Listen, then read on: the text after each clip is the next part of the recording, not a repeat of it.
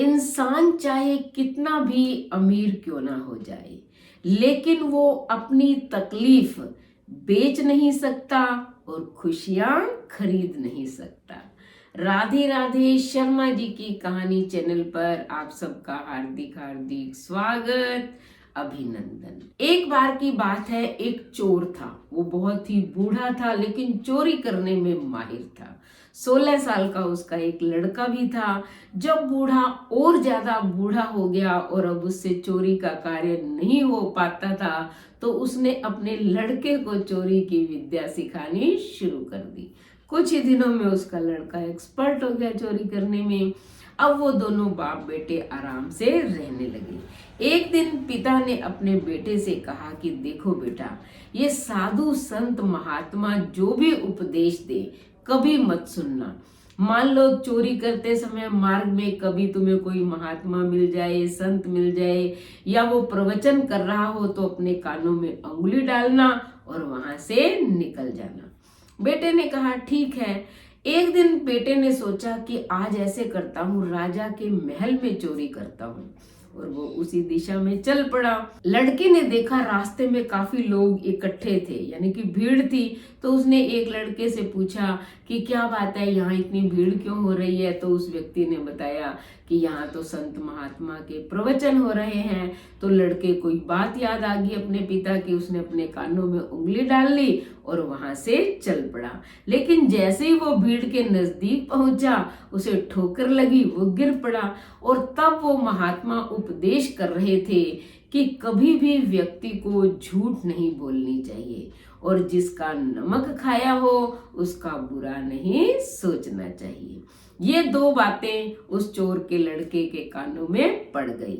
वहां राजमहल के द्वार पर जो है पहरेदार था। उसने पूछा कहाँ जा रहे हो?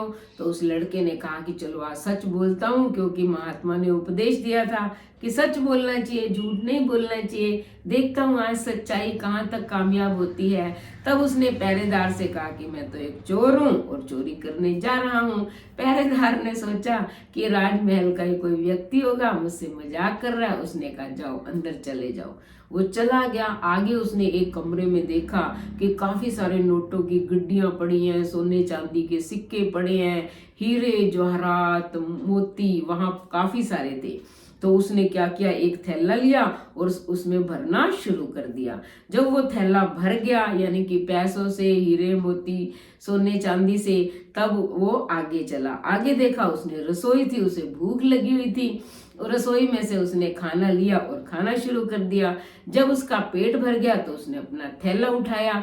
जैसे ही थैला उठाया तो उसे जो है महात्मा के फिर उपदेश याद आ गए कि जिसका नमक खाया हो उसके बारे में बुरा नहीं सोचना चाहिए। उसने क्या किया, वो थैला वहीं रख दिया और वापस आ गया। वापस आया तो वो पहरेदार ने फिर टोका। उसने कहा कि कर ली तुमने चोरी, तुम तो चोरी करने गए थे।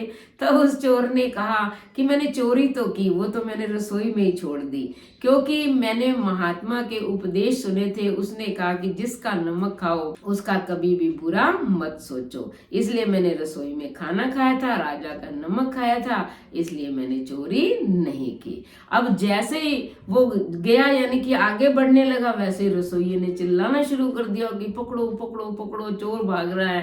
पहरेदार ने उसे पकड़ लिया, पकड़ के राज दरबार में ले आया। तब राजा ने उससे पूछा कि तुम यहाँ क्यों चोरी करने आए थे? तब उसने कहा कि मैं तो एक चोर हूँ और मैंने आपके पहरेदार को बता भी दिया था कि मैं चोर हूँ, चोरी करने आया हूँ। लेकिन मैंने महात्मा के दो उपदेश सुने थे।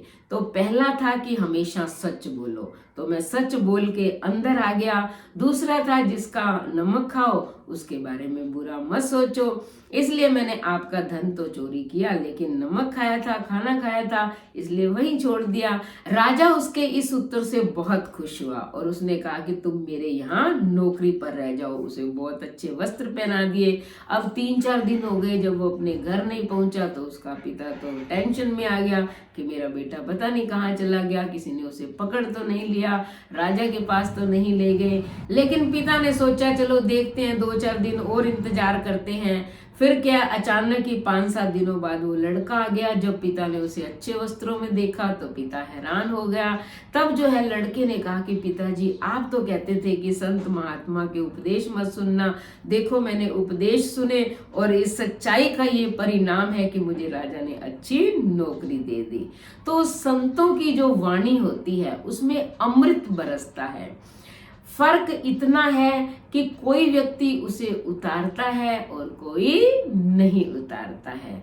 तो अच्छी चीजें हमेशा अपने जीवन में उतार लेनी चाहिए और सच्चाई का परिणाम हमेशा अच्छा ही निकलता है। झूठ के बादल सत्य के सूरज को अधिक देर तक छिपाकर नहीं रख सकते, एक ना एक दिन सूरज बाहर निकलता ही है। तो इसलिए इस कहानी से ये शिक्षा मिलती है कि हमेशा व्यक्ति को सच बोलना चाहिए और जिसका नमक खाया हो उसके बारे में कभी बुरा नहीं सोचना चाहिए।